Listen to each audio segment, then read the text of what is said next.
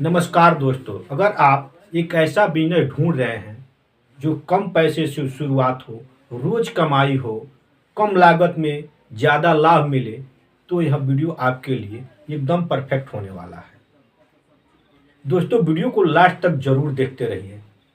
मैं ऐसा बिजनेस आपको बताऊंगा कि अगर आप मेहनत लगन से अगर करते हो तो मैं गारंटी देता हूं कि यह बिजनेस 12 मास चलने वाला है। सर्दी हो, गर्मी हो, बरसात हो, जाड़ा हो, हमेशा चलने वाला है। तो दोस्तों, मैं बात कर रहा हूं पपीते के बिजनेस के बारे में।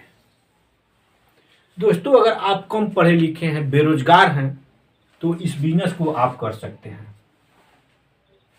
अब आपके दिमाग में आता होगा कि कहां से यह बिजनेस करेंगे, कैसे करेंगे, कितनी लागत लगेगी, मैं सब बताऊंगा। तो दोस्तों, सबसे पहले कहां से लाएं? जैसे पपीता हम कहां से लाएंगे? आप गांव से, जहां पपीते की बागवानी होती है, वहां से आप ला सकते हो। कोई किसान पपीते की खेती किया है, वहां जाकर आप उनसे बात करोगे, उसके बाद से उनसे बोलोगे कि मुझे इतना पपीता चाहिए, तो वहाँ पे सस्ती रेटों में पपीता मिल जाएगी। वहाँ से आप पपीता लेकर बिजनेस कर सकते हो। दूसरा है नज़दीकी फल मंडी से।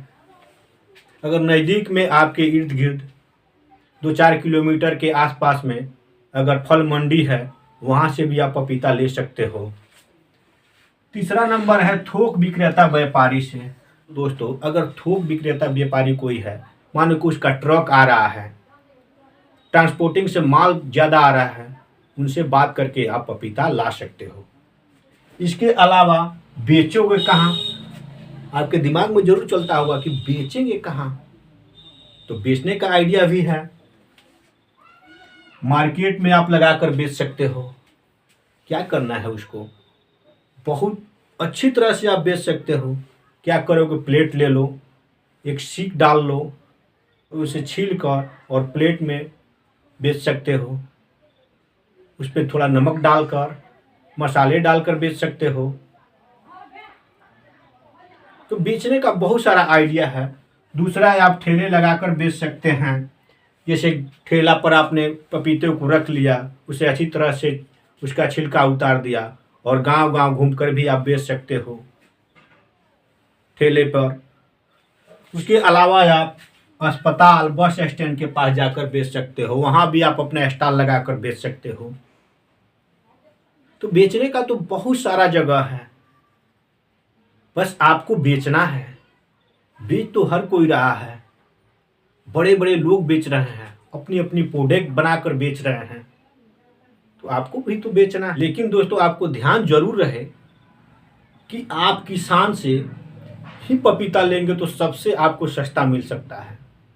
तो दोस्तों, चलिए जानते हैं कि इस पपीते के बिजनेस में कैसे आपको कमाई होगी। मान कर चलिए, अगर आपने 50 केजी पपीता खरीदा, कितनी की रेट से? 25 की रेट से। 50 केजी पपीता आपने 25 के रेट से खरीद रहे हैं। तो मान कर चलिए 50 केजी का दाम कितना हुआ? 25 के रेट से 1250 रुपये। आप 25 के रेट से पपीता लाए हैं, तो आप बेचिएगा कितना ही कम बेचिएगा। तो मान कर चलिए कि 40 के रेट से आप बेच रहे हैं और आपका पपीता 50 केजी बिक जा रहा है। 50 केजी बिकता है तो 4×5 = 20, यानी कितना का हुआ? 2000 रुपये का आपने बेच दिया। आपकी लागत कितनी लगी? लागत लगी आपकी 1250 रुपये। आपने बेचा कितना में?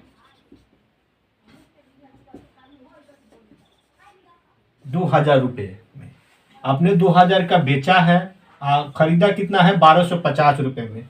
तो घटा लीजिए, मानकर चलिए यहाँ 2000 और 1250 50, 0 10 में से 5 गया 5, ये हो जाएगा 9, 9 में 2 गया 7, ये कट गया, यानी 750 रुपये आपको क्या हुआ, लाभ हुआ। यानी आपने 750 रुपये का लाभ किया। 50 केजी मात्र आपने पपीता बेचा और 750 रुपये कमाया। तो दोस्तों, करने की अगर आप में जज्बा है तो आप कर सकते हैं।